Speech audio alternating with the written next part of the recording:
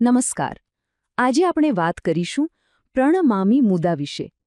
હવે આ ખાલી એક કવિતા સંગ્રહ જ નથી, પણ એનો પુરાવો છે કે સંસ્કૃત ભાષા આજે પણ કેટલી જીવંત છે.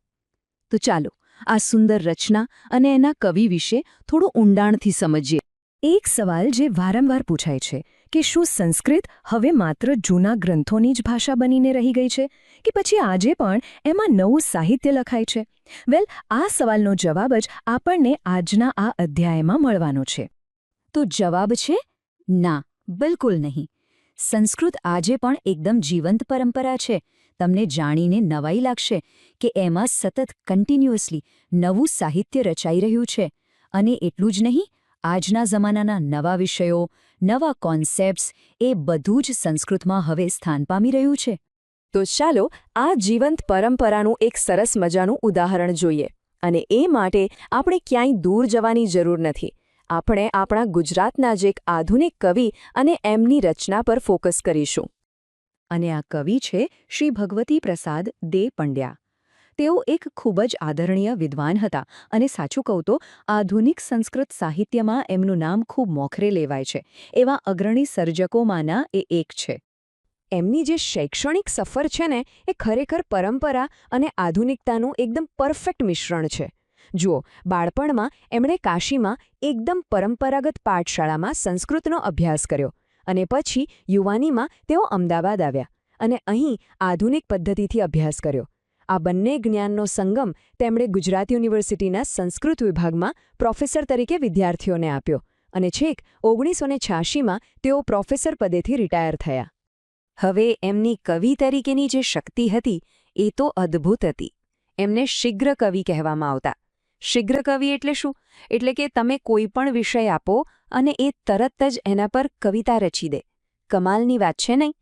અને છંદો પર તો એમનું પ્રભુત્વ ગજબનું હતું. આ જ કારણે એ એક તરફ જૂના પરંપરાગત સ્તોત્રો પણ લખી શકતા અને બીજી તરફ આજના મ્યુઝિક સાથે ગાઈ શકાય એવા ગીતો પણ એટલી જ સહેલાઈથી રચી દેતા. ઓકે, તો કવિ વિશે તો આપણે જાણ્યું. હવે આપણે એમની રચના તરફ આગળ વધીએ. જે કૃતિ વિશે આપણે આજે વાત કરવાના છીએ એ દેવી શારદાની સ્તુતિમાં લખાયેલી છે. આ જે કાવ્ય સંગ્રહ છે એમાં ટોટલ 6 પદ્યો છે અને આ 6 પદ્યો કોને સમર્પિત છે? વિદ્યાની દેવી મા શારદાને. એમની સ્તુતિ અને વંદના માટે જ આ કાવ્યો રચાયા છે. જુઓ, સંસ્કૃત કવિતામાં છંદનું બહુ જ મહત્વ હોય છે. એને તમે કવિતાનો લય કે એનું સ્ટ્રક્ચર કહી શકો. અહીં કવિએ એક નહીં પણ 2 અલગ અલગ છંદોનો ઉપયોગ કર્યો છે જે બહુ જ રસપ્રદ છે. પહેલા 3 શ્લોક ઉપજાતિ છંદમાં છે અને પછીના જે 3 શ્લોક છે એ તોટક છંદમાં લખાયા છે.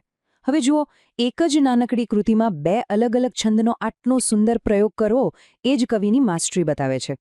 તો ચાલો હવે આપણે એક એક કરીને આ 6 પદ્યોનો જે ભાવ છે, જે અર્થ છે, એને સમજવાની કોશિશ કરીએ. જોઈએ કે કવિ આપણને શું કહેવા માંગે છે. સમજવામાં સરળતા રહે એ માટે આપણે આખી કવિતાને 4 ભાગમાં વહેંચી શકીએ. પહેલો ભાગ છે દેવી શારદાની ચતુરાઈ વિશે. બીજો ભાગ છે એમના ગુણો અને કાર્યોના વર્ણન વિશે. ત્રીજા ભાગમાં કવિ એક ખાસ પ્રાર્થના કરે છે શુદ્ધ યશ માટે. અને ચોથો એટલે કે છેલ્લો ભાગ એ વંદન સાથે કવિતા પૂરી કરે છે. પહેલા જ શ્લોકમાં એક બહુ જ મજેદાર કિસ્સો આવે છે. વાત છે કુંભકર્ણની. જ્યારે કુંભકર્ણ બ્રહ્માજી પાસે વરદાન માંગવા પહોંચ્યો ત્યારે એના મનમાં તો ઇન્દ્રાસન માંગવું હતું, એટલે કે ઇન્દ્રની ગાદી. પણ થયું એવું કે દેવી શારદા, જે વાણીની દેવી છે, એની જીભ પર બેસી ગયા અને એમણે એવો ખેલ કર્યો કે કુંભકર્ણના મોઢામાંથી ઇન્દ્રાસનને બદલે નિદ્રાસન શબ્દ નીકળી ગયો. નિદ્રાસન એટલે ઊંઘનું આસન. આ દેવીની શક્તિ અને એમની ચતુરાઈનો કેટલો જબરદસ્ત દાખલો છે, ખરું ને?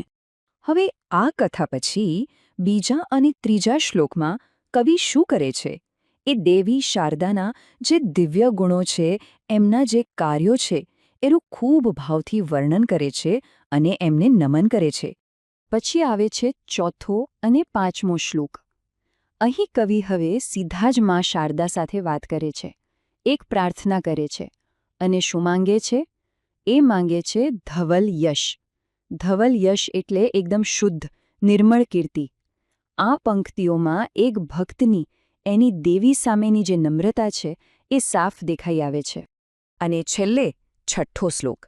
આ અંતિમ પદ્ય સાથે આ સંગ્રહ પૂરો થાય છે અને એમાં ફરી એકવાર ખૂબ આદર સાથે માં શારદાને પ્રણામ કરીને કવિ પોતાની વાત પૂરી કરે છે. તો આ આખી ચર્ચા પરથી, આ કવિતાના વિશ્લેષણ પરથી આપણને શું શીખવા મળ્યું? ચાલો એના જે મુખ્ય મુદ્દાઓ છે એને ફટાફટ જોઈ લઈએ. સૌથી મોટી વાત એ છે કે આ રચના જૂની પરંપરા અને નવી સર્જનાત્મકતાનું એકદમ બેસ્ટ ઉદાહરણ છે. તમે જુઓ, એક બાજુ ભક્તિ જેવો પરંપરાગત વિષય છે, ઉપજાતિ અને તોટક જેવા ક્લાસિકલ છંદ છે, અને બીજી બાજુ એક આધુનિક કવિની પોતાની આગવી સ્ટાઇલ છે. આનાથી બીજું શું મોટું પ્રૂફ હોઈ શકે કે સંસ્કૃત સાહિત્ય આજે પણ એટલું જ જીવંત અને સતત વિકસતું રહ્યું છે. फ्रेंड्स, इस वीडियो को पूरा देखने के लिए आज ही फ्लेक्सी टीचर ऐप सब्सक्राइब करें, जहां आपको मिलेंगे animated videos, digital books, text book solutions, notes, DPP और क्विज. और हाँ, flexi teacher app mobile, TV और कंप्यूटर पर अवेलेबल है. और अगर आपके पास इंटरनेट नहीं है तो तुरंत ऑफलाइन सेट टॉप बॉक्स के लिए संपर्क करें. Flexi teacher, the one you needed.